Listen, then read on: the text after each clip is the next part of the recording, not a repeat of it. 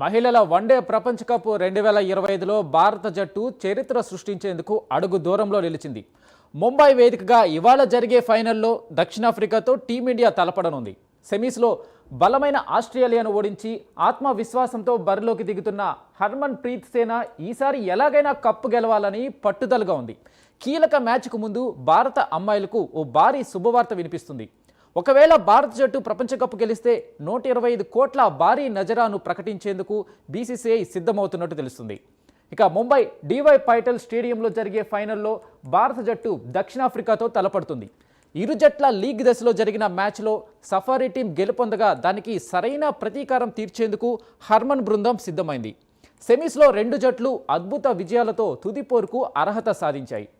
ఇప్పటి వరకు ఒక్క ఐసీసీ టోర్నీ కూడా గెలవని భారత్ అతి చేరువుగా వచ్చిన ఈ అవకాశాన్ని వృధా చేసుకోరాదని పట్టుదలగా ఉండగా, బలాబలాల పరంగా దక్షిణాఫ్రికా కూడా ఏమాత్రం తక్కువగా లేదు.